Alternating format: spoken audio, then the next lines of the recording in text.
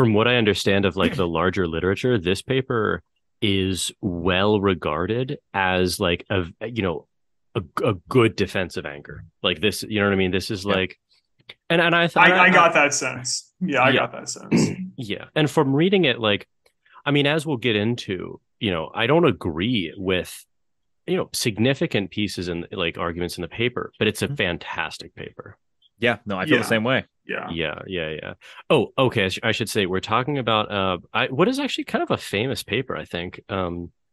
It's called The Aptness of Anger by Amiya Srinivasan, from 2018, so fairly recent as philosophy papers go. Very recent. Yeah, very recent actually.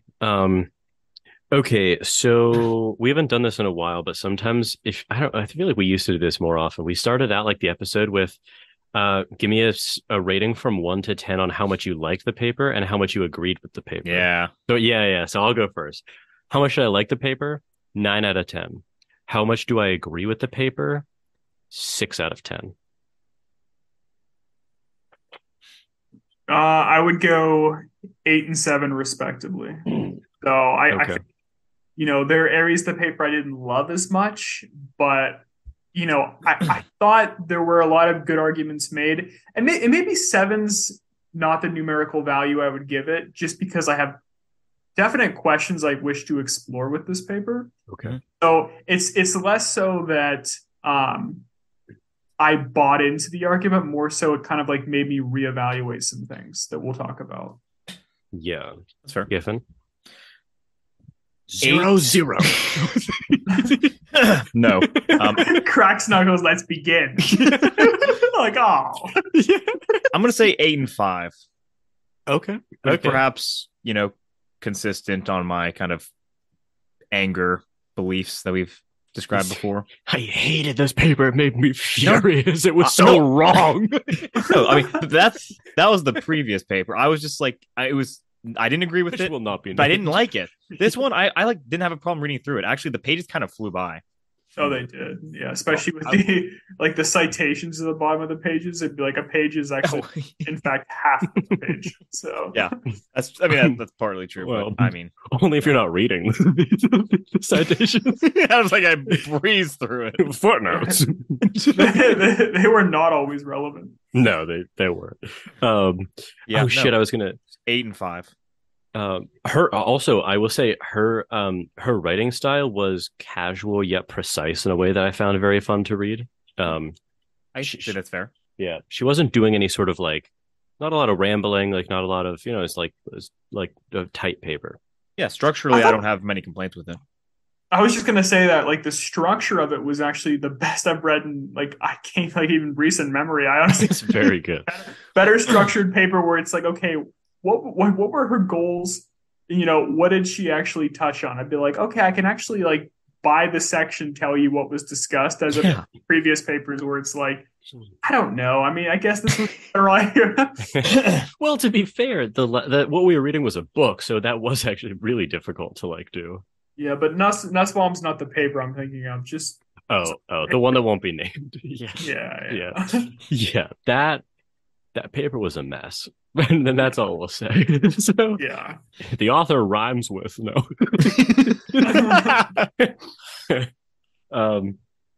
So maybe I'll just say like two or three words about like what the main moves of the paper were, and then we could just talk about the whole thing, and we don't have to worry about like okay.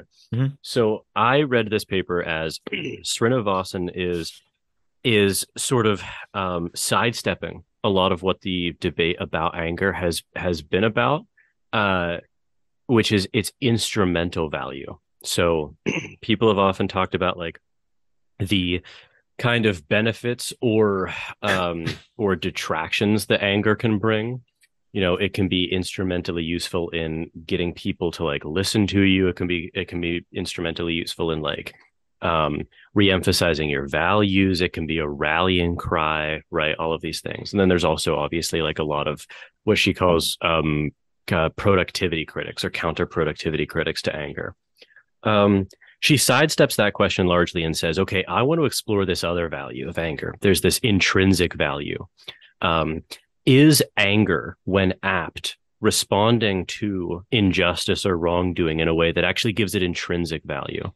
And if she's right about that, she thinks that two things follow. She thinks that when apt anger is apt but counterproductive, and thus not expressed, it actually creates what she calls an affective injustice, which is very interesting. It's sort of a second order harm where there's not only the injustice done, but a prevention of aptly responding and reacting to the injustice. The other thing that if she's right about this intrinsic value of anger, she believes that it follows that anger's critics have to mount this argument that they have not mounted, that the instrumental value or the instrumental lack of value or negative effects of anger have to be overcome on an all things considered basis against the intrinsic value. And she says that no such argument has been made. So she is sort of like reanimating anger in a lot of like deep ways. That is the core of the paper. I have a lot of questions about a lot of different moves here. I guess, I mean, we can move through it, not in like a systematic way, but maybe tend to go sort of like front to back. Go section within a section or something. Yeah. Okay. So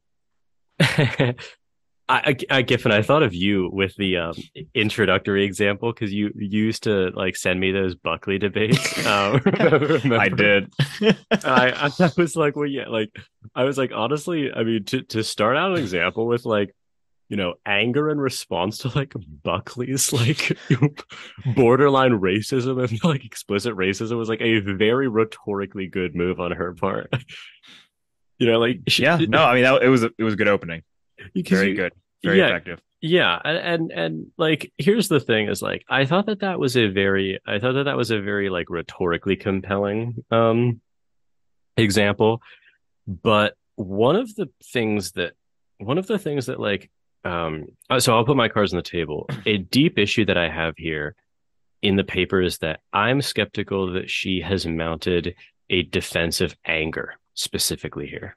I have questions that we can get into about anger as opposed to another negative affect in response to an injustice. So, but we can talk about that as we move on. Well, why don't we kind of like tackle that right now? Because like that was sort of my issue with it as well, where okay. It's less of an issue I have, but more of just questions where it's like, okay, she tries to, in a sense, like redefine anger or consider, you know, kind of either the harm aspect of anger, where it's less about causing someone injury, especially like in, you know, in an interpersonal relationship or personal sense, but more about kind of impressing upon the other person the suffering that you endured at their hand. And, you know, through that person's, you know, if the injustice that was committed against you is impressed upon that person sufficiently, and they will feel some suffering as a result. That's not, you know, to level the playing field in some sort of, you know, mythical sense, or, you know, to undo the harm that was done against you, but more so just to like impress upon them the suffering that they caused to you. So, what did you think of like that kind of, I guess, like not like redefining of anger, but sort of like reconceptualization of it?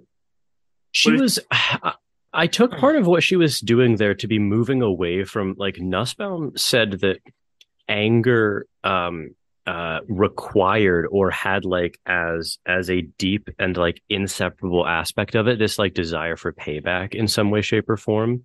Yes. And she seemed to be separating herself from that. Actually, I have this quote. I'm not sure what the page is from.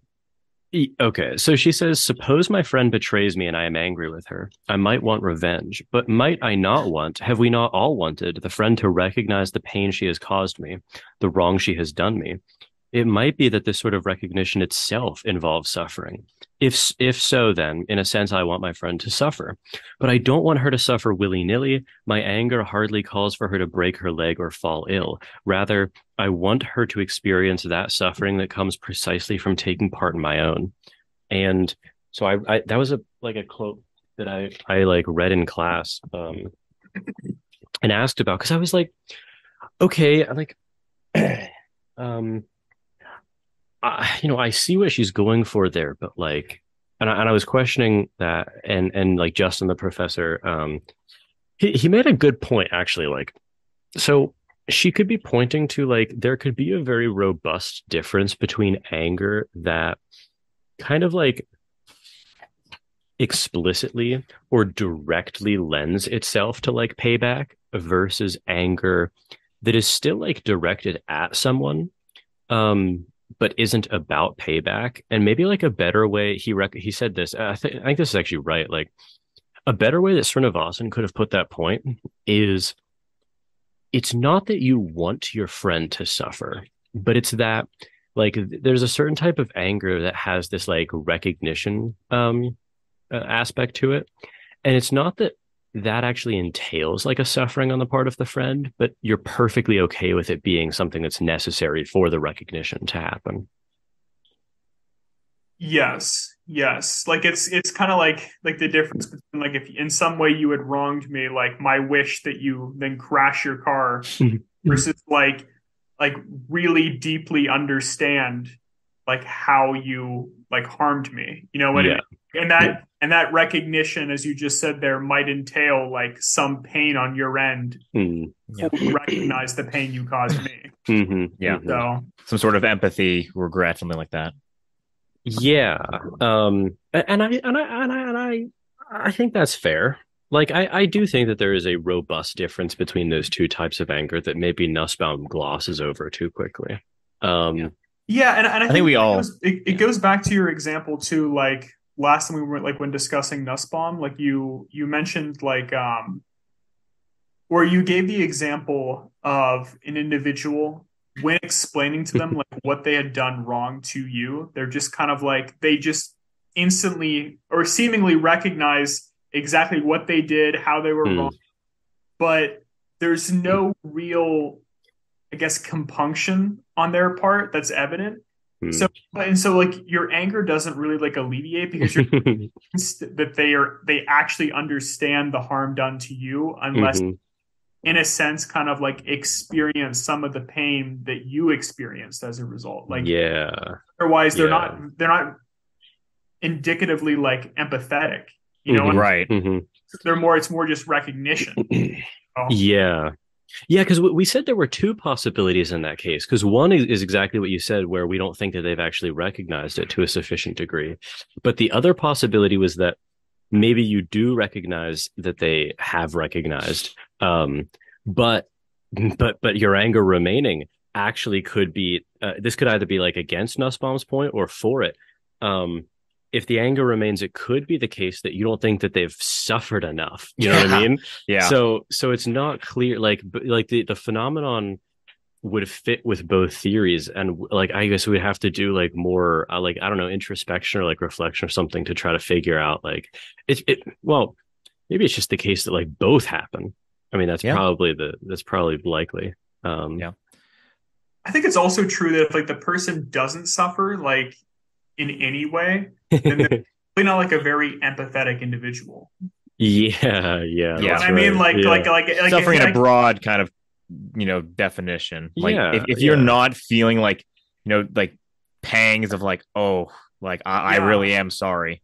That does seem to be kind of like a part of us recognizing that someone else is recognizing what they've done. Yeah.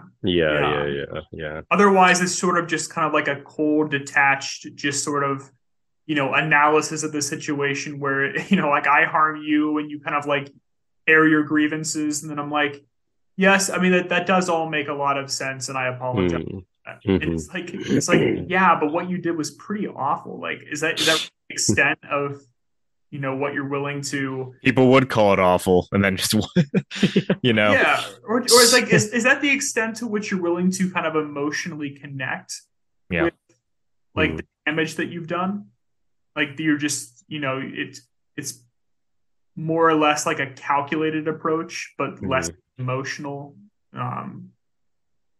I guess reading of the situation, or it's like you're nearly evaluative in some like pejorative way. Yeah, it's like you're separating yourself from like the moral community almost. Whenever you're doing that, it's like I understand that you think that, and I understand that like it is perceived as a bad thing in this culture. Well, like, no, but that phrasing is like you're coming close to like denying that it was wrong. But that phrase, okay, no, I think you're right. Yeah. Well, sure, you would perceive it that way. What is that? Not enough emotional uptake for you? Must I suffer? I suppose different perceptions are capable of different perceiving. Just like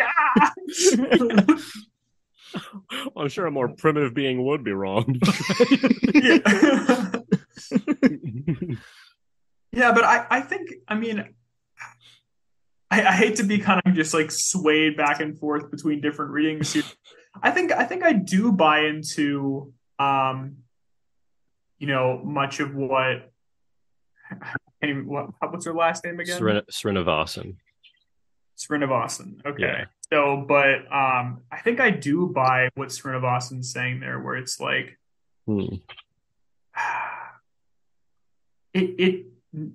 anger doesn't always need to be expressed solely for payback, but can be expressed for just recognition. Yeah. As she's arguing there. Just like a deeper sense of recognition on a part of, one that you're in a close relationship with. What's interesting about like this debate is there's actually something working kind of underneath the surface that I think might do some explaining here between Nussbaum and Srinivasan, because Nussbaum has this like very cognitive account of anger that involves an explicit aim. So there's obviously a sense in which like all accounts of anger are cognitive in that they are responding to what is perceived as a wrong. But there's also like the forward-looking cognitive aspect of it, where Nussbaum says like, it falls flat because it either like aims at payback, which is magical thinking, or the relative status, which is like ethically dubious. Srinivasan has a less cognitive account of that. So she thinks it is still responding to like judgments, but it doesn't have as like heavy a cognitive aspect of it. So if you think about anger in that way, it's honestly easier to like buy into a lot of what she's saying, I think. Because like, I don't know, if anger begins to be more like embodied and like affective without having like as much cognitive overlay, then it seems like this is possible, which kind of like fits my experience a little bit more, I would say. Like, I'm certainly more prone to certain things like when I'm angry than others, but like at the same time, it's not as though anger has like a default script that always runs, Yeah. Okay, so this is a question also between, Nussbaum and Srinivasan. When she's talking about apt anger, it seems like we're very, very close to talking about well-grounded anger. Yes. Like there's not a lot of difference between the two concepts, right? I mean, like on page 130, like Srinivasan has these conditions for apt anger. She says that like apt anger has to be directed at a genuine normative violation. You have to have personal reasons, like why you're angry. That someone did something. And it has to be motivated by the possessed reason and proportional to that reason. So, I mean, to me, is there, I don't know, is there really any difference between that and well-grounded anger? It seems like it's like we're basically just talking about like, we're talking about just like, this is anger that's responding to something that was actually wrong. And you actually know it's wrong and it actually affected you. Legitimate and appropriate. Yeah, no, it seemed, I basically read it as, as such. Yeah. Okay, good. Which I do think is like actually quite interesting. Piece of conversation. I guess Nussbaum did talk about it, but I think that Srinivasan did contribute. The accounts that she was presenting actually did kind of like change like the importance of that a little bit. Yeah, I agree, and it's go ahead. No, go ahead. I was just gonna say, like, I think we all kind of knew what well-grounded anger was, and like Nussbaum gave like a decent explanation for it, but I thought, you know, Srinivasan pretty much laid out a very coherent definition of anger that by the time I was done with the paragraph, I'm like, okay, I know exactly what she's talking about when she says apt anger. Yeah. There's no real ambiguity here for, you know, when is anger appropriate under her definition under these circumstances? Okay. That was very tight. Yeah. So I think that's why I liked her kind of having her own term as opposed to like, you know, utilizing well-grounded anger, because she was very clear in this paper and she's like, here's what I mean when I'm like apt anger here. So yeah, it makes sense. There was something though that just seemed flat out wrong to me. So this is on the top of 129. Second sentence of the half paragraph, she says, since anger presents its object as involving a moral violation, one's anger that P is apt only if P constitutes a genuine moral violation. And I was just thinking, like, I mean, that seems like very wrong to me. In the sense of aptness understood as like well-groundedness, like it seems like anger can be perfectly apt in not responding to moral violations. Like Adam, you and I have been furious before when a ref has like a bad call, like they just throw a penalty where like there wasn't one, or they miss a penalty when there was one. We'd be like, what the fuck? Like, and that anger is. You think it's apt? In the sense that it's well-grounded. Yeah. Like it just doesn't seem to me that anger has to respond to now what more. Yeah, it's like, okay, if she would just take out the word moral there, if it has to respond to like a violation, much more plausible to me. I don't know what you guys think about that. Like, it also seems, I don't know, it seems like we get like aptly angry at I mean, this is a perfect example for both of you, but like, okay, we're playing Risk, and like, you know, someone, when it's not at all prudent for them to do so, and like we've all communicated like this is not actually like in your best interest, it's not in the board's best interest to attack me right now, but they just do it anyway. Like that's not a moral violation, but you're furious. And like, honestly, that's a cornerstone case for me where I'm going to be like, if any anger is like apt or well-grounded, it has to be including that. Just kind of pig-headish. Pig-headed. Yeah, exactly. Like, I don't know. I mean, does that convince either of you at all to like come to my side of the apt anger?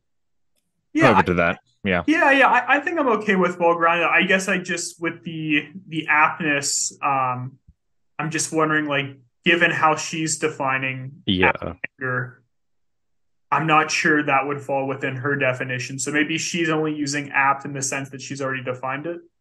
Well, but this is, I guess, but it's honestly strange because this is the only part of the paper where I think it's a little bit loose. I just wondering if she's like defending like a very certain type of anger.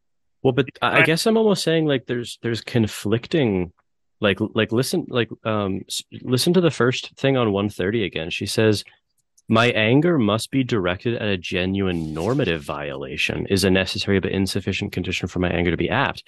But so normative there could be like any dimension of normativity. It doesn't have to be like moral. It could be like a social norm. It could be an epistemic norm. It could be. Yeah. So like that seems pretty wide. But then on the top of 129, she has that thing where it's, apt only if P constitutes a genuine moral violation. And then actually someone in class pointed out a footnote. This is footnote 21. Look at this. On 128. Yeah. This says, perhaps anger presents its object as involving a normative violation, not necessarily a moral violation. After all, many of us do get angry at non-moral normative violations, e.g. violations of epistemic rationality, which I mean, I'm all for like being, ecumenical, but like I feel like you should pick one, you know? Well, so let me read that paragraph here. So that you just referenced on 130. Okay. So, that my anger must be directed at a genuine normative violation is a necessary but insufficient condition for my anger to be apt. Mm-hmm. What else might be required? I don't intend to offer a complete analysis of apt anger, and I do not need for my purposes. But let me offer a few brief observations. I have said that for S's anger, that P to be apt, it must be that P involves a genuine moral violation.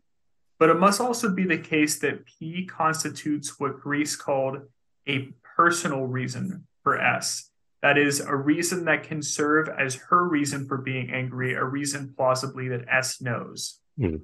If I don't know that you betrayed me, but you have, then there would exist a reason for me to be angry, but I wouldn't have a reason to be angry.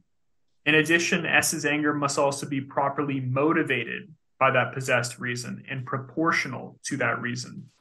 So I guess like I don't know. I mean, maybe you just read like a different quote there, but it seems like she's talking about a very specific type of anger that she's defending. So actually, but go back to 128. I have another little section. Unless Jordan, do you want to?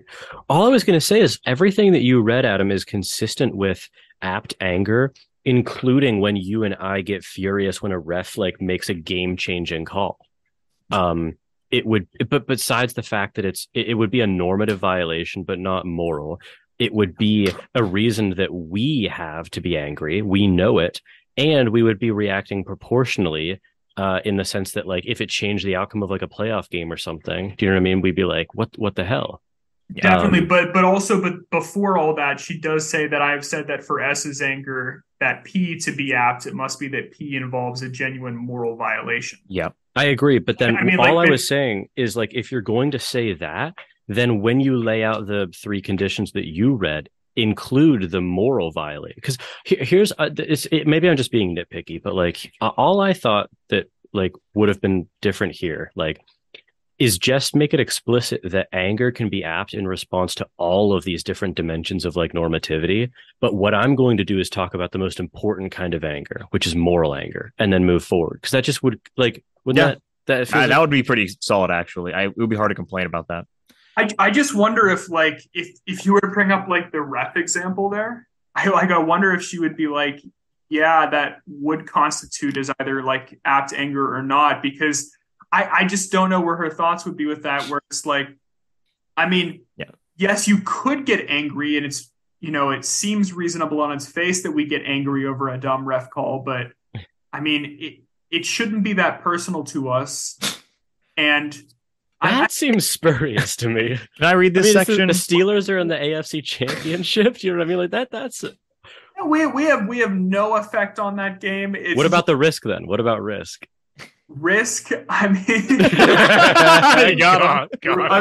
I'm not saying it would just have to be like, you know, that's more interpersonal at that point. You know what I mean? Like for example, like, would you be as mad if you were playing with a group of strangers and somebody did that? You'd be like, but I wouldn't think that it still wouldn't be moral. It would be like even just more social. You know what I mean? Like I have like even more. No. It wouldn't be moral, but yeah. I think my point though is that like I think you have to be more specific about like which dimension you're talking about at that point. You know what I mean? Because the risk example is very interpersonal. So like if one of we're not going to mention specific names, but on who it is, if they come charging in, you know what I mean? It's just like you view it almost as like a slight to your character in a sense.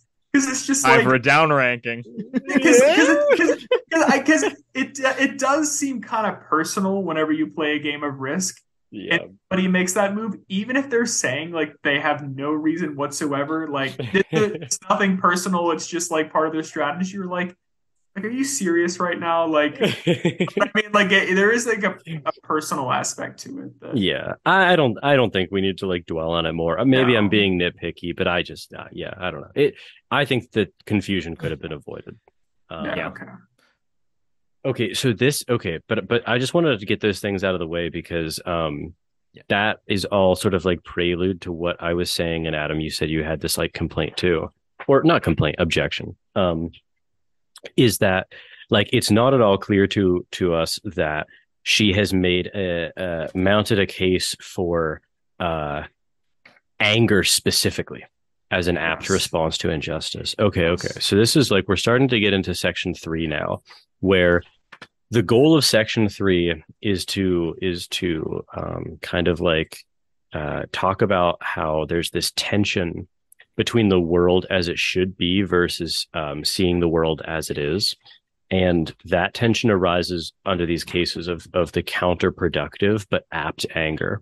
And just to reiterate for like the audience, when we're talking about counterproductive apt anger, we're talking about anger that is like well-grounded. It's responding to like the right things, but would be counterproductive instrumentally to sort of like express or act upon. And the examples that she gives are like very, they hit hard. It's like, William F. Buckley's like extremely insensitive like remarks towards like, African Americans shouldn't express their anger because that's just going to make whites like, crack down harder on policing and shit. Like really just ugly examples. That's not a good example. No, horrible. He pretty much like, I don't know if threatens the wrong word, but pretty close. It's pretty close. Yeah, but like pretty close to threaten like, some sort of almost civil war between like the different races. Yeah, it was pretty close to that. Black Americans continue expressing anger. He was like, it'll trigger white violence or whatever. It's like, whoa. Like that is not the right response. Like, But okay, so this is on the top of 132. I'll just read it because it's just worth reading. This is the first full paragraph. She says, "What meanwhile speaks in favor of apt counterproductive anger? What sort of value does an apt response have? I want to suggest that getting angry is a means of affectively registering or appreciating the injustice of the world, and that our capacity to get aptly angry, is best compared with our capacity for aesthetic appreciation. Just as appreciating the beautiful or the sublime has a value distinct from the value of knowing that something is beautiful or sublime, there might well be a value to appreciating the injustice of the world through one's apt anger, a value that is distinct from that of simply knowing that the world is unjust."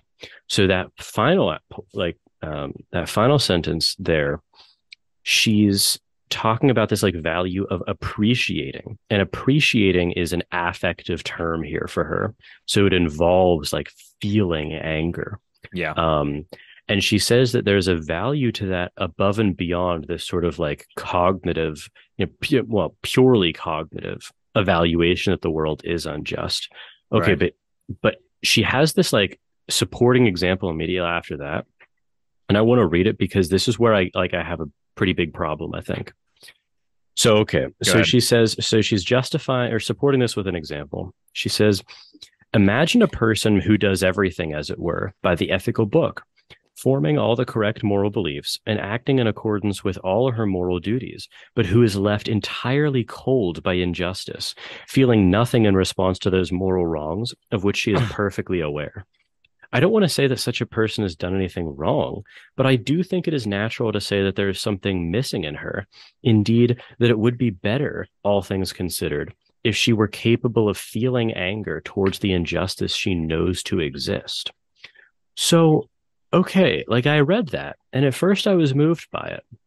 And I put a little check mark next to it because I was like, seems right.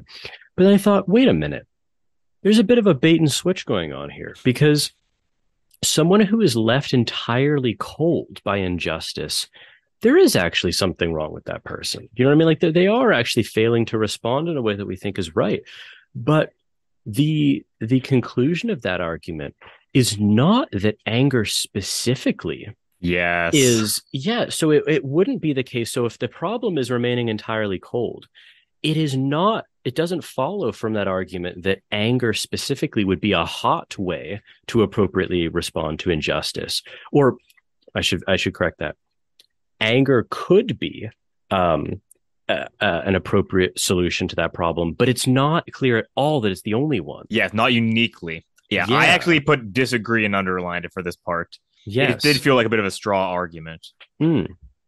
Because so here's the thing is, she says, like in the beginning of what I read, I want to suggest that getting angry is a means of affectively registering, which is true. She is successfully argued that is a way people do that. That is a way we recognize other people are doing that. Absolutely. But this is where I'm sort of like, well, I'm like, well, okay, you're supporting example there. The only thing that would prove is that you need some hot affective response. It has no bearing on anger. Yes, exactly. It is not that she's almost equivalating like anger with appreciation. Like if you lack the anger, then you aren't appreciating. Yeah, but exactly. I feel like there are responses, a myriad of responses, which could constitute appreciation.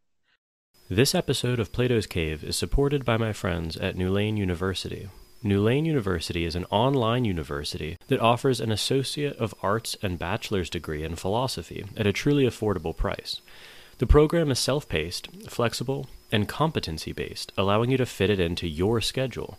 I've had several listeners reach out to me over the years and ask about more formal philosophy training that doesn't require moving across the country or physically going back to school. If you're someone who is interested in philosophy beyond the self-taught method, Newlane University may be the perfect accessible, low-cost entryway into academic philosophy. You can earn your degree at Newlane wholly online and fully at your own pace. And because Newlane University is accredited by the Distance Education Accrediting Commission, your degree will count in all the ways that professionally matter. Newlane's learning model is different than typical undergraduate teaching.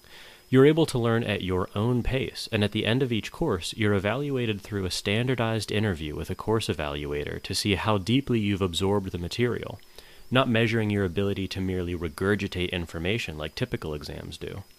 It's an education model built for the student, not an antiquated education system. If you're a longtime listener of Plato's Cave, I recommend researching more about Newlane University. You can do so at newlane.edu. That's NEWLANE.edu. I'll provide links to their philosophy program in the description of this episode. Thank you to Newlane University for supporting this episode of Plato's Cave.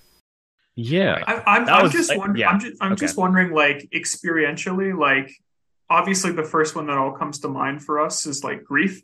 That could like, but I'm wondering, like, does she make a good point that there are cases where only anger would seem appropriate to a situation, but grief wouldn't suffice? You know what I mean? Like, because of course, like you can imagine, I don't know, like, actually kind of harkening back to the previous paper that Giffen didn't read, but Giffen, don't worry about it. I won't. Yeah, seriously. Whoever wrote it. His lack of reading I've ever done. Yeah, dude. No, and you've had some prideful ones. Yeah. Long ways past. But the example used like in that paper was, like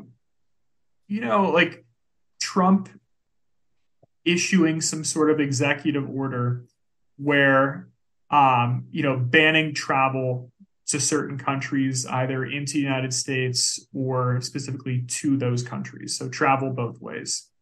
And as a result, some family member is unable to see, or maybe like some adult here in the US is unable to like see their grandfather before he dies. Right.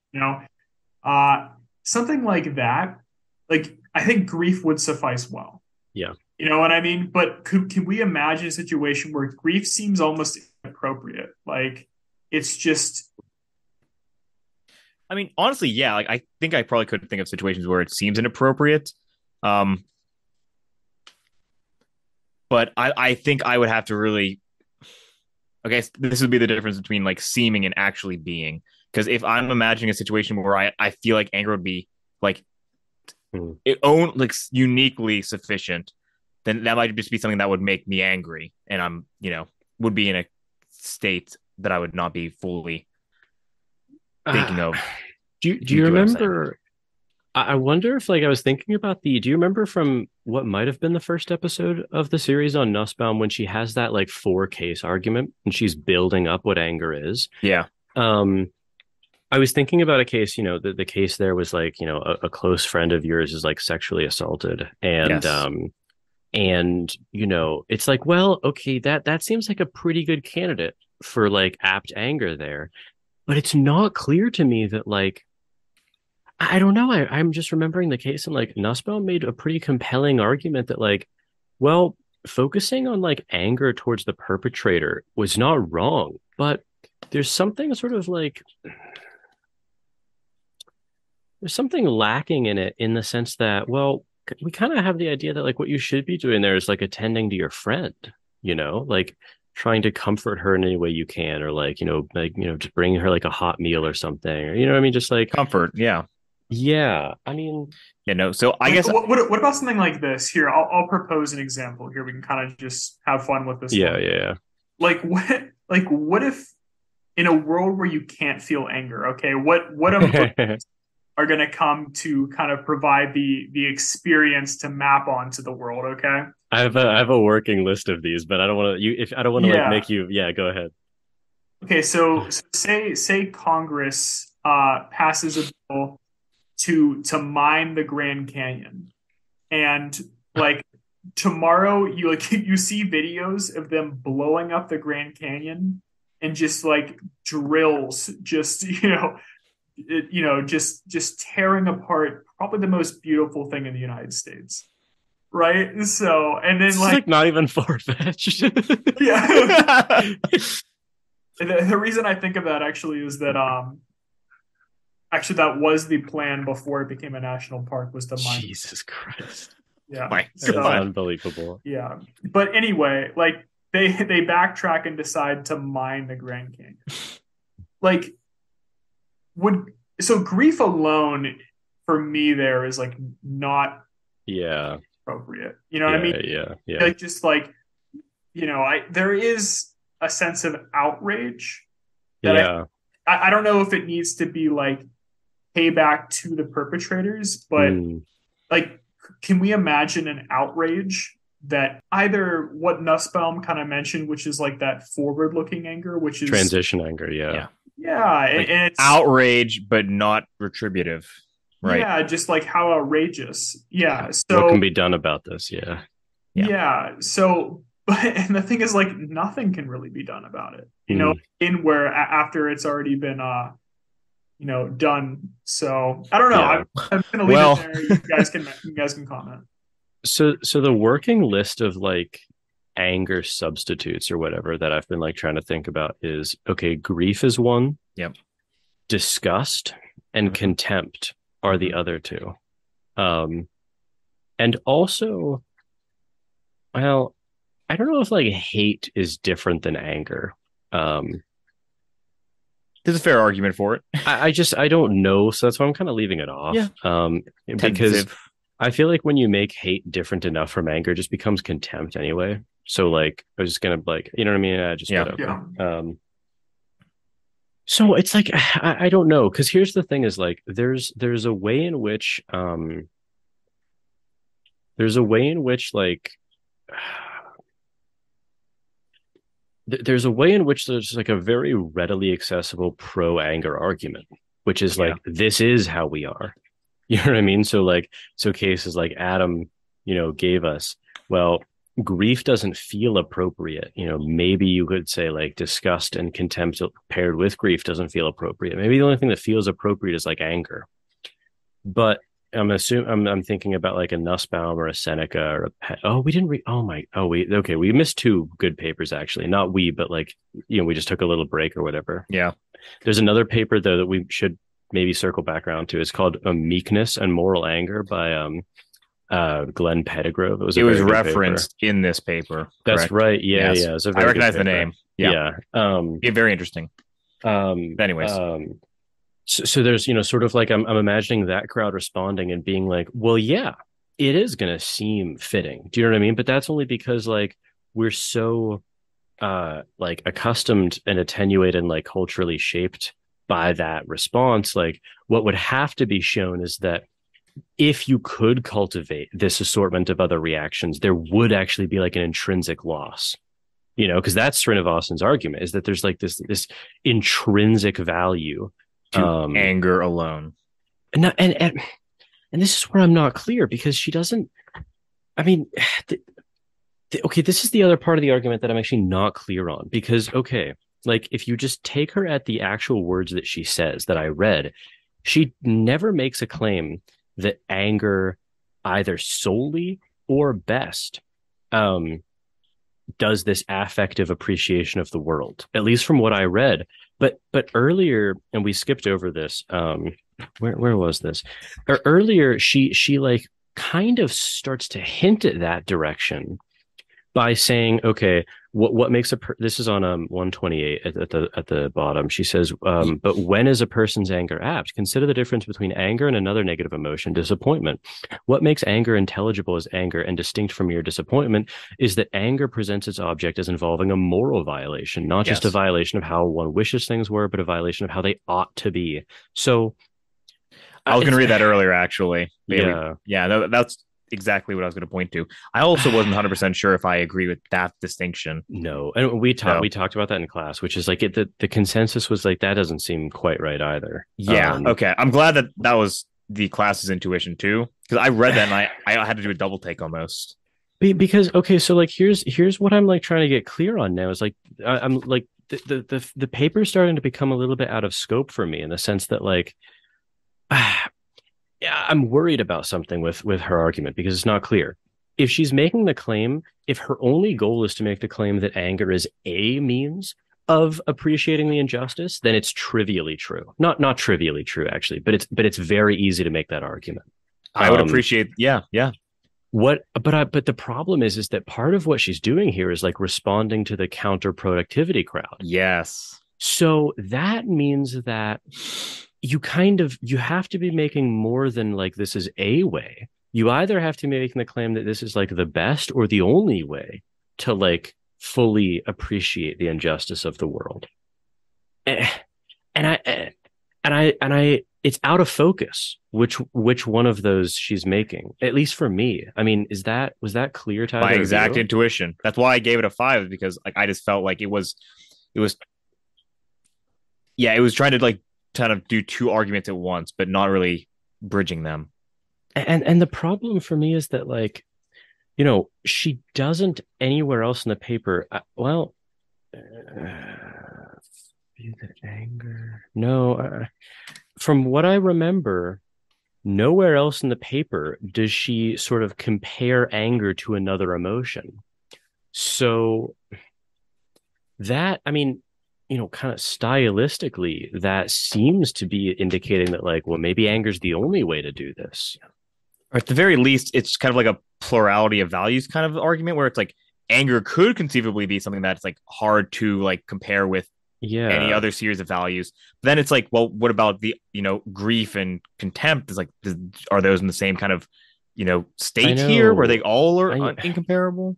That's I lose the focus of like it's just like I don't know, like the lens is out of focus for me. Yeah, no, I agree, because like sometimes you'll say things like anger is a form of communication, a way of publicly marking moral disvalue, calling for shared negative appreciation of others. Like absolutely, it is. Is it uniquely like is there no alternative?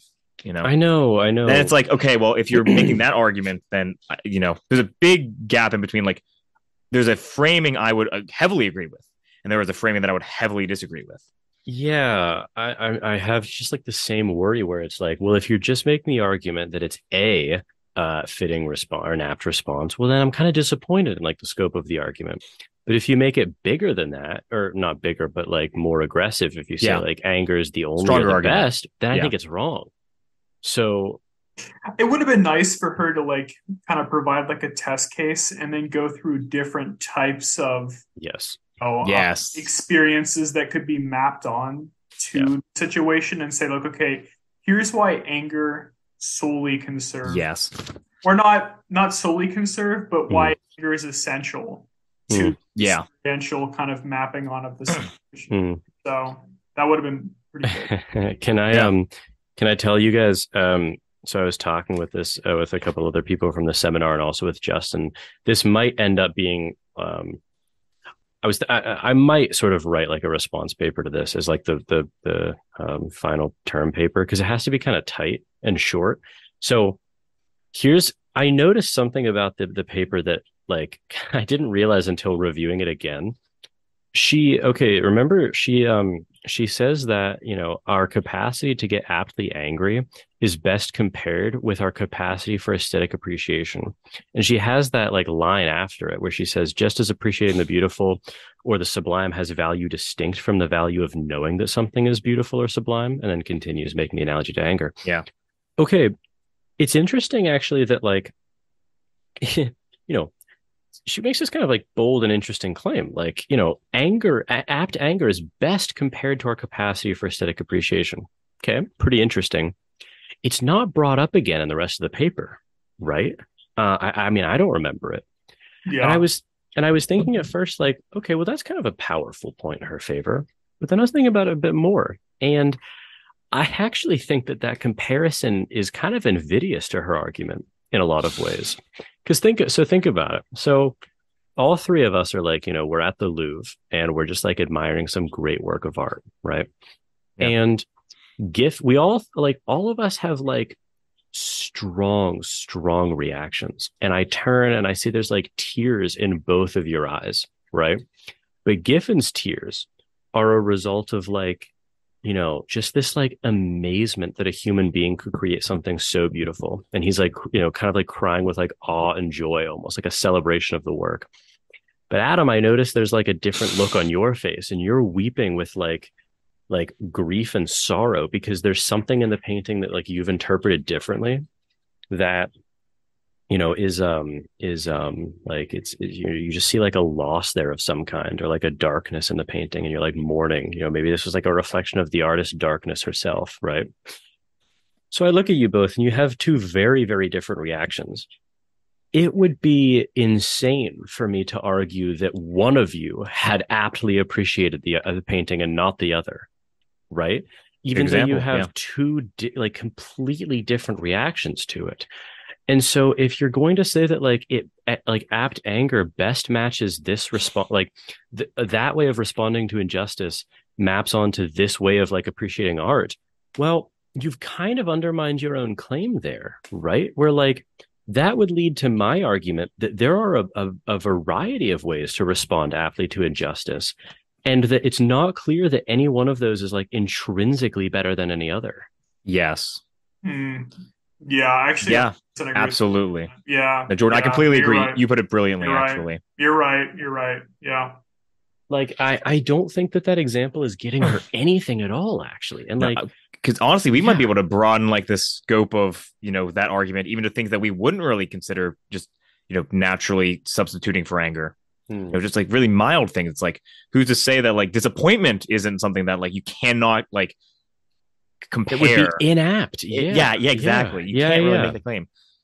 I think she'd have to respond and like argue even more broadly that anger needs to be kind of like experientially like part of your repertoire, almost, in a sense of like, yes, it's not that you need to respond to any situation with anger experientially, because maybe someone could respond to that exact same situation, as you just said, through grief and disgust and maybe contempt, but that every person at some point would need to have that almost like in their experiential tool bag to apply, you know, to a to some sort of like system they experience. So yeah. I would like to see that response from her.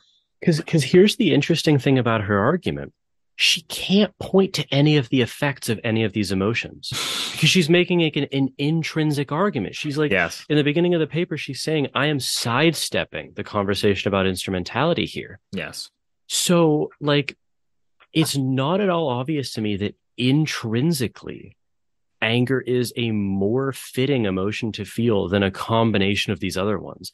And if that's the case, then her two, I'm not sure about her two, But like, at least the one argument that she thinks falls out of like her thesis is that, remember these like anger counterproductivity critics like lose a lot of their power to like argue against anger, because they would have to make this all things considered. So we, on the one hand, we have this like powerful intrinsic value of anger specifically. On the other hand, we have these like all of these instrumental downfalls that anger brings with it. How do we compare them? Well, not if actually there's nothing intrinsic to anger. That is on the other side of the scale there. So, and wait, okay, that actually makes me think that her language is imprecise in a way that actually is worse than I was saying, because if she's saying that like there's an intrinsic value of anger that is weighing against, like, help me out with this, but like, isn't she saying there, like, there has to be something specific to anger? There's something about her framing there that actually commits her to saying one of the two stronger claims, I think. Right? I don't know. Okay, so she's saying there's this intrinsic value to anger, and there are these instrumental pitfalls. It's not clear, like the anger curmudgeons are saying that like everything weighs in the balance of not having anger, but they haven't like counted this intrinsic value. But her claim would be just instantly deflated if anger was just one of many ways that you could fully grasp this value. So doesn't she have to be saying that anger either best or solely? It has to be one of the two for her argument to hold any weight. Yeah. Right? Yeah. Right? Yeah. Okay. That's what it feels like, at least. Okay. Because okay. I mean, could you do that with any sort of like kind of emotion for effectively registering or appreciating the world? Like I'm just wondering, like could you remove grief and then anger and contempt?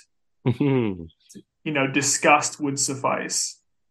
Like I mean, obviously be the other end of the scale, like things like the downsides of those emotions could still be like effectively weighed. And you can kind of compare that. Okay, like if we had this motley assortment versus this other one, like respective upsides and downsides of these, but like really say there's like any intrinsic value to any one of these. Honestly, it seems like the answer would be yes, in the sense that, okay, so think of okay, I'll give you the case. So the friend, we'll go back to the Nussbaum case. So the friend is sexually assaulted. You don't experience grief, but you experience contempt for what was done. You experience disgust that someone could do this to another human being, and you experience deep anger over this wrong. It seems to me like that would suffice that's an indication that what was her appreciate registering or appreciating the injustice. It does seem like an apt way. Now that seems like an inappropriate response, all things considered, because it doesn't but instrumentally, because it doesn't like do good for the victim, which we think is like something that you should be attendant to. But specifically, I think, I'm curious what you guys think, specifically on the axis of the intrinsic value of responding appropriately to an injustice. It seems to fit the bill. Yeah. I completely agree with that. Yeah, I think someone who came up and be like, hold on a moment, like you haven't appreciated it would be kind of like psychotic. Yeah.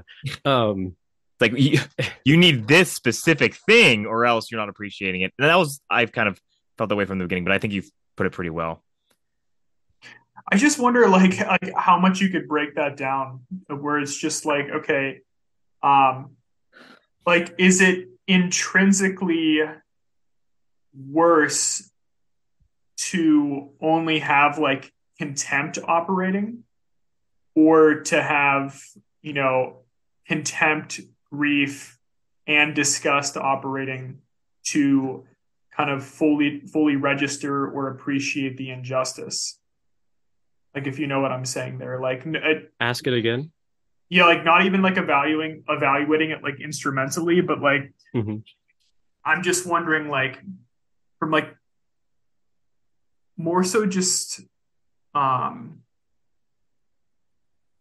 kind of just like assessing like the variety of experiences that could be mapped onto something. Mm-hmm. Injustice would the argument be that intrinsically there's really no difference between like a single emotion kind of like mapped on experience versus like three? Like what would be the intrinsic difference there? Yeah, so if you only responded with like Contempt. Yeah. Um, hmm. It's interesting because I feel like there is something missing, but it's hard for me to separate like it's hard for me to know if I feel that way because of the like maybe it's hard for me to actually like truly mentally separate the instrumental from like the intrinsic there. Like maybe it is the case that like if someone was like just disgusted or like filled with contempt, that like this person like had the brazen audacity to like do this to another human being, right? Mm-hmm. And they were like consumed with contempt. Have they failed to appreciate like the injustice? On what basis would you say yes? Like, I'm talking purely intrinsically. Purely intrinsically. I'm talking purely intrinsically. To say yes would kind of involve just like begging the question, right? Yeah, I really feel like that would meet the criteria. Yeah. Intrinsic, you know what I mean? It's just like, I can't imagine telling that person that they don't appreciate if they feel like, very strong contempt, like a passion, like an extremely passionate, changing all their behavior. Just like you don't appreciate it, like because you could imagine, you know what I mean? Just like I mean, like take the example of like the Trump deportation policy or whatever. You know, like there's 4 people in a room. Like the announcement is made. They're all watching the television. One is like consumed with anger. One's consumed with grief. One's consumed with disgust, and one is consumed with contempt. Yeah. Well, have any of them failed to appreciate the injustice? No, I don't think so. Have they? Like, only the angry one has appreciated the injustice. Yeah, like that's what a strange claim to make there. Yeah, I mean, that's how it feels. If you're gonna, and especially if you're making the analogy to aesthetic appreciation, you'd have to say like, well, there's only one way to like aptly respond to like any given painting or something like that. That'd be like a really weird claim. I just wonder like I just kind of wonder like this is a little bit woo woo, but I wonder if there's like some sort of like almost like variety argument you could like apply where there are certain like emotions that can be like mapped onto injustices of the world.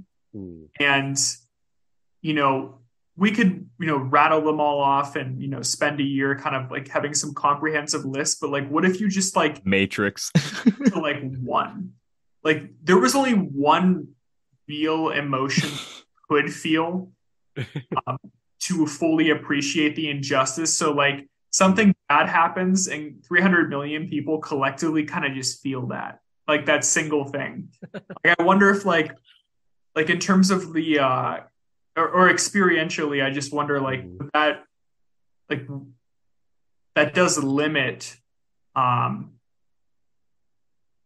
we kind of like interact with the world and kind of conceptualize it. I wonder if that's speaking to the instrumental more than the intrinsic. You know what I mean?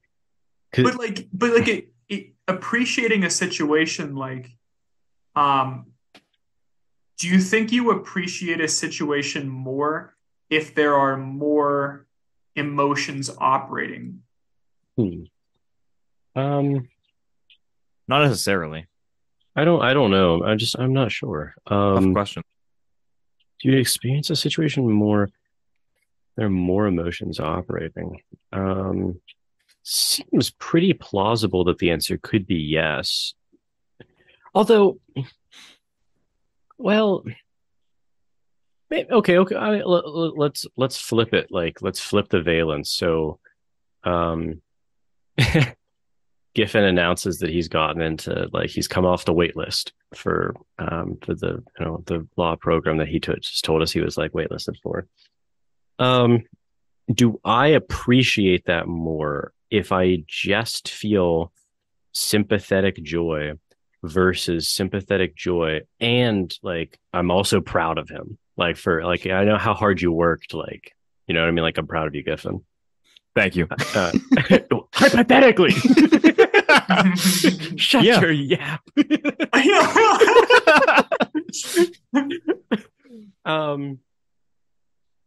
That seems right. That seems like I appreciate on a deeper level. Yeah. So maybe that's a possible response that like Srinivasan could animate and say like, well, the more that you have on that side of the like the scale. So if you have anger in addition to disgust, contempt, grief, then you've appreciated something deeper. I'm not sure I agree, but I would want to see that argument. It's like experientially richer.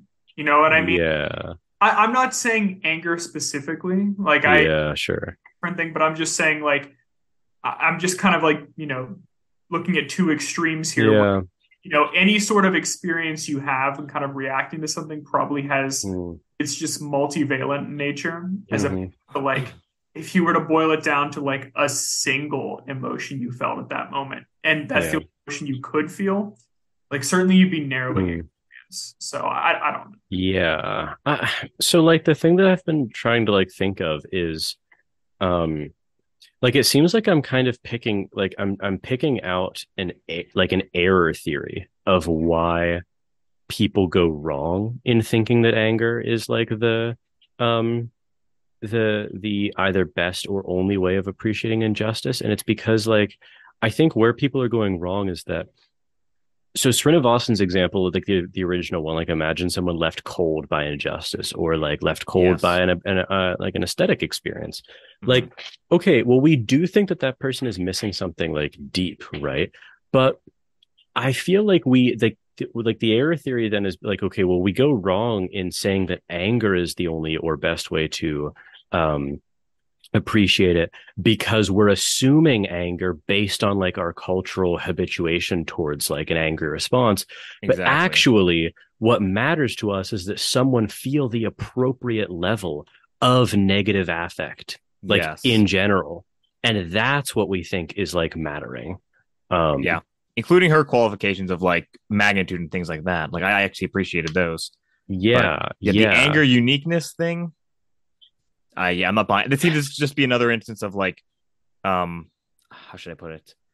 Just like endorsing whatever the kind of cultural zeitgeist we're kind of in, right? Yeah. And it's like it kind of reminds me of like Strawson's arguments where there's like this there's not a clear interpretation of what Strawson's saying where he's like there's one of two possible options, and one of which is extremely plausible. The other is pretty implausible, from my perspective. One idea of what he's saying is like, we couldn't abandon the reactive stance as a whole because that's like constitutive of who we are. And I feel like I'm making a very similar argument with respect to half of like the reactive attitudes, the negative ones, like the ones that are a response to injustice, maybe less than half, whatever, right? So it's like, okay, well, we want to make sure that you're feeling like an appropriate negative affect in general in response to like injustice, but it would be wrong to then conclude that any specific one is like the best or sole way. Okay.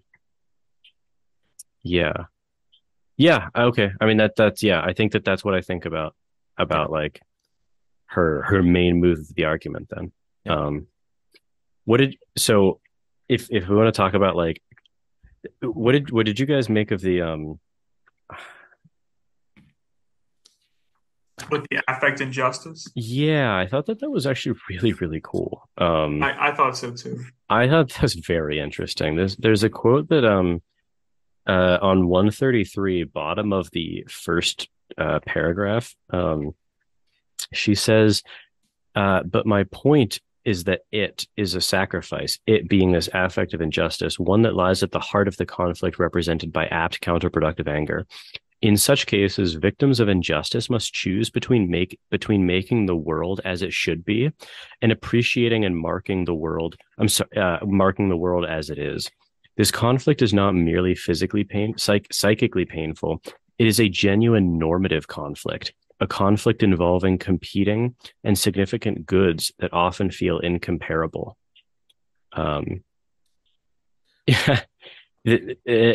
She goes back to Buckley, and she says like, but there is something morally insensitive in their rallying cry. Don't get angry. It only makes things worse. Yeah, with a cudgel in hand. Exactly. And I have the same reaction to that. Like, yes, that's a fucked up response, but that doesn't mean like that response doesn't mean that like any way except responding like angrily is. You know what I mean? Yeah, a little bit of a straw man in this case. Like, it only make things worse. It sounds like a threat. There's definitely like more. She picks such a terror. Like she picks like a ghastly target with Buckley. It's like it was. This was an example meant to incite rage, of course, and of course blind you through the kind of sloppy logic in some of these sections. Like, of course, I too found myself furious at Buckley, but like it's Buckley, yeah, because it's Buckley though. Like not because anger is fitting. Yeah, like. Yeah. So the quote you said in like the end of that previous paragraph about like the injustice of making the victim choose between the world as it should be and appreciating and marking the world as it is. Yeah. Did that kind of fall apart for you a little bit? Like this phrasing of it, at least. Well, I don't know. Because I mean, that's kind of where I'm at currently. It's like I don't think I think that choice is a little bit of a false dichotomy because of the previous discussion we had about appreciation not being solely bound by anger. Well, here's the thing: is like this is the difficult thing because okay, like grant that like most people in the world, including ourselves, are still going to get angry, right? And we're going to get like aptly angry. So yeah.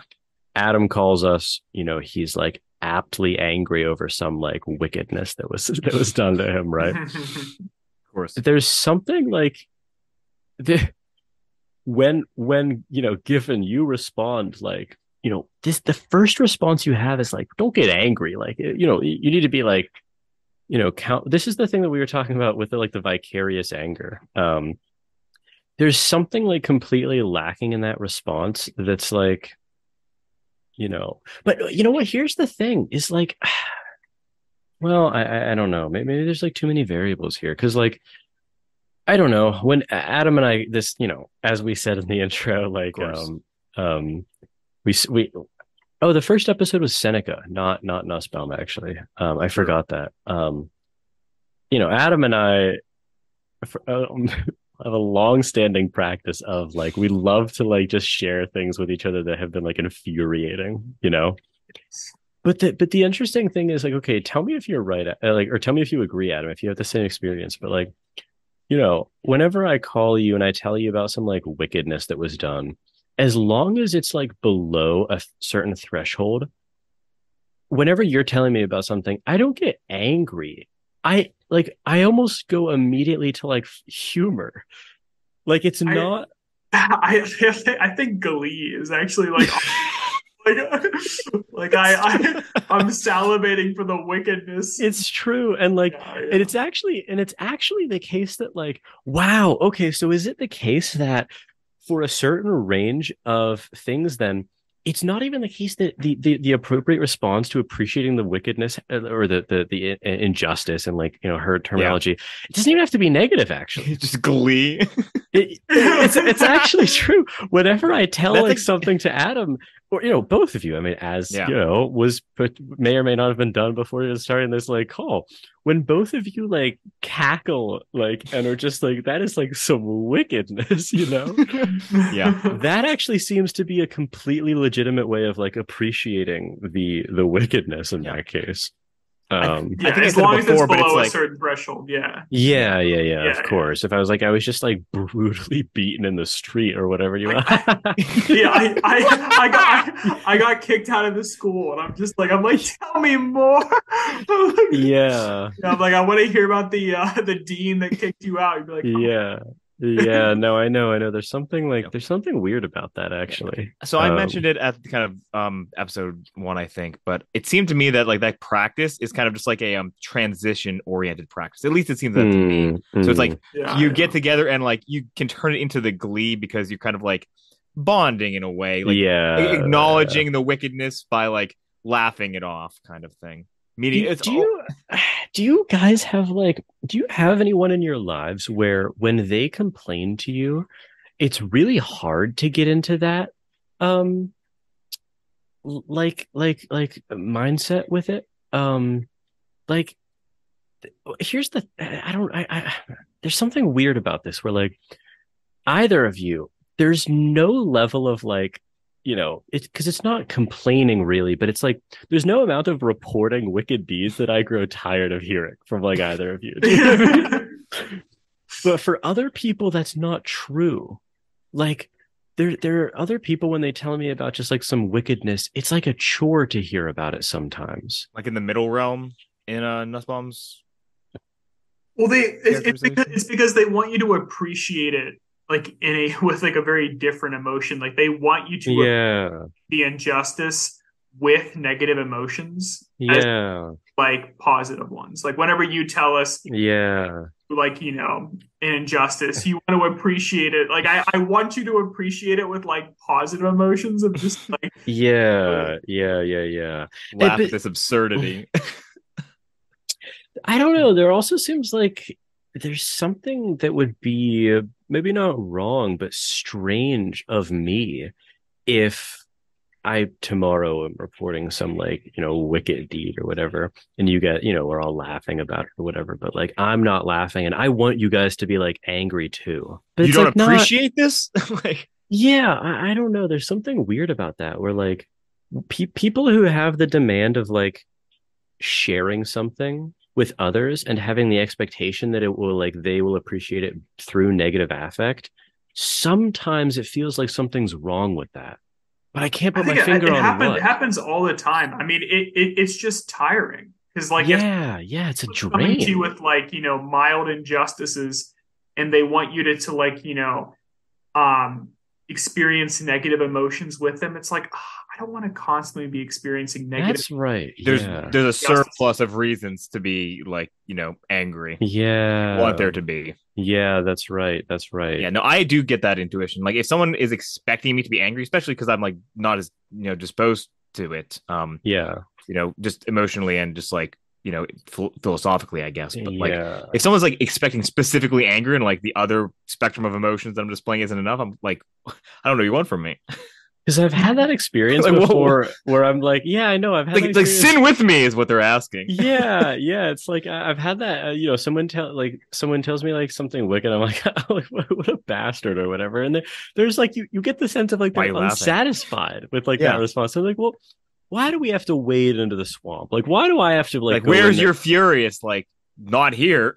Yeah, it's just I don't know. Like part of it also seems to depend on like if the wrong is ongoing or if it's something that's like, well, no, but cases. But I don't think it has wholly to do with that. Yeah, I mean, that might change like the conversation angle a little bit. Maybe.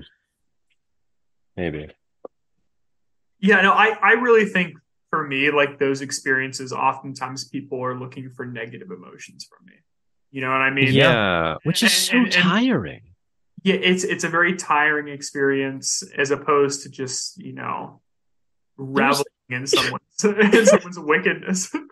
There's very few things that bring me so much delight as like telling you. Wicked actions. I love hearing them because it's only like once again. The only thing that's required of me is to show like genuine positive emotions, which is all too easy. So. It's so true. It's so true. Like maybe intimate that a few canings might be in order. Exactly, as opposed to like here's this minor injustice today, and I'm like, oh, I know. Formative sorrow inbound. Yeah. There's something so weird about that. Sorrow is a good word, given. It is actually. It's a good word for like the exhaustion of it. Just You know what's interesting sorrow. too? You know what's interesting actually? Because I can imagine a lot of people listening with like, horror across their face. Like that's how you deal with like, but I was thinking, actually, I think there's like a lot of positive good that framing does, because whenever like some wickedness occurs, it actually makes me quicker to like, oh, this is gonna be great. Like I can't, you know what I mean? Like I can't wait to tell them about this. But it's a pretty interesting point. Yeah, but if he redirects like what would be like anger or retributiveness towards like something positive. Whereas exactly. We've certainly turned this practice in a positive light from the first episode. We really have. You're describing it was wicked at first, seemingly, but people just turned off like the series with the first one. No, but it's so true though, because like I think I only called it anger because we wished foul things upon them. But like I wish foul things upon them with like delight in my eyes. You know what I mean? That clarifies. There's no real hatred in my heart. Of course, yeah. Real burning anger, but it's more so just like, a salivating idea of just punishments galore and heads will roll. So I'm willing to call that recognition of the injustice. I absolutely am. No, I totally am. Like, that's so interesting. It seems like it's not even, because at first I was thinking that the it has to be a negative affect, but honestly, it doesn't even have to be negative in these cases. No. It does not have to be. It just has to be like, you just need to be convinced that the other person, or to be satisfied as the person telling of the injustice, you just have to be satisfied that the person just fully appreciates or registers it. And that can be... Honestly, the spectrum is truly unlimited there of how you can do that. It's just about like the expectations culturally and like how close you are to the person that matters. Yeah, and what's like... there seems to be some weird fittingness with like the nature of the wrong itself, What we were saying. There is a proportion thing. Yeah. But okay, but like circling back around, I actually thought that like she was completely right about like, she referred to like the affective injustice as like I think second order second order like injustice, which I honestly thought that was just brilliant. Like I feel like we've all probably been in many situations where there's a genuine wrong that was like done to us, but due to the circumstances, we are not able to like aptly express not even anger, but just like any. Okay. So I think my argument can retain actually her affective injustice point, because it's not even that. Because here's the thing is like there could be situations in which like expressing grief would actually be appropriate, so you get less instances of affective injustice if you go for this like other way of valuing the injustice, but it still could be the case. There are many like easy examples. So here's a perfect one. I'm at like a Thanksgiving dinner, something like homophobic was said or whatever, just some stupid remark about like how great Trump is or whatever, you know what I mean? And I'm just like, and I like respond to that like wickedness, internally in like, contempt, right? But I can't express the contempt because it would just, ruin like the Thanksgiving dinner. So there's this like additional affective injustice there of like, not only do I rightly feel this like negative emotion towards you, but then on top of that, I can't even express it because of like what it would do to the dinner. So it seems, So it seems like I can actually keep her emphasis on the affective injustice there, but like, but honestly though, to like, that is actually that is a horrible experience to have that like additional layer to it. Yeah, it's one I hadn't even considered as much either. It's like, true. Just kind of like recognizing an injustice, but then, fully appreciating the injustice can also bring penalty. So you've got to suppress that. Yeah. Would we consider? I'm sorry, just no, one thing. In this example of like where you like feel it inside, you just can't express it like outwardly. Would you say that you're not actually appreciating the injustice in that case? Well, I would say you're not even like I kind of agreed with a point like in this paper that the expression and the feeling are kind of intertwined to a degree. I agree. So I think like, you know, in order to like not show like any real signs of either anger or grief or contempt, you kind of have to like suppress the emotion itself to not show any signs of the emotion. It's just so difficult to actually fully like suppress an emotion like that. It really is, because like someone says something to you and you can't even be silent. You have to like manufacture this like, you know, positive like toothy grin, or it's like it's you do. It's so true. Otherwise, it'll appear in your face. Exactly. And the idea that you can do that with perfection is just, I find that very implausible. Yeah, what do you think, Giffen, our stoic member? Do you think you are capable of feeling strong negative emotions, but then there's no physical manifestation? Or not no physical manifestation, but no physical manifestation. So pretty difficult. Okay, even the stoic among us. Yeah. I just blanket agreed with that portion of the text where, you know, she was basically raising that concern as a response to like a potential objection, which is, well, you've argued or you've confused, you know, anger's expression with anger's experience or whatever. And she's like, well, no, they're so closely like linked that disjunctivist, right? Is that like that was yeah. It was like I read through that and I'm like, yeah, I'm kind of on board. Yeah, it just seems wrong. She did have this interesting remark though that I think could be used in favor of my critique, maybe, which was she had some comment that was like, well, you know, it seems as though we can, within some bounds, sort of like shape the way that we tend to express anger. So for instance, you know, like most of the times when I've experienced like very, very high levels of anger, there's no, you know, just through sort of habituation and like cultural forces and everything, there's no propensity for violence there. It manifests in other ways, you know, like yelling, maybe breaking things or whatever, but like no violence to like someone, you know what I mean? And maybe a caning or two, but, but they weren't someone. An imagined caning. No physical harm to be done. And I thought that was interesting, but also maybe could be like grist for like my mill, in the sense that, well, you know, maybe we can't sort of perfectly like cultivate dispositions in response to injustice that are like perfectly non-angry or whatever, but that same reasoning could probably apply to like, well, you know, can you condition yourself to, like, this goes back to Seneca or whatever, you know, just like learn to let go immediately, like, you know, learn to, I mean, honestly, actually, I feel like what I said and you guys agreed with it is kind of this point, like a lot of like minor injustices or whatever, that if I didn't have, you know, two people like you that we just like and like loved hearing about it together, I kind of feel like I would be more captured by it a lot of the time.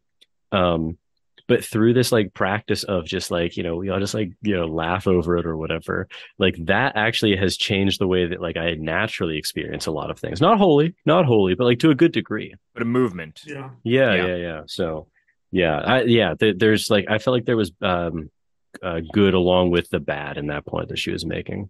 But I don't know. I mean, I don't know that I have anything really else to say about it. I still think it's a very good paper. I think so too. It made for interesting conversations. So. Oh yeah.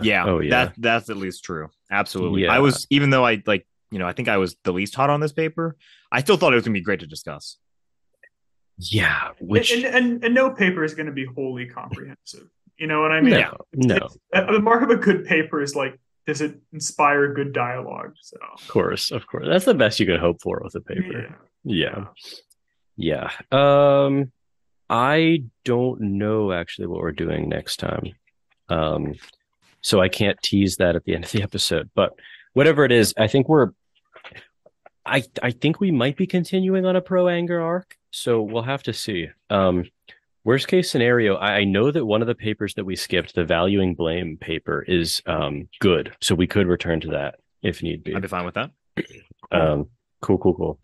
All right. Well, I hope everyone enjoyed this episode and continue on for more anger. If you enjoyed this episode of Plato's Cave, please support the show by researching New Lane University. You can find out more at newlane.edu. Thank you to New Lane University for supporting this episode of Plato's Cave.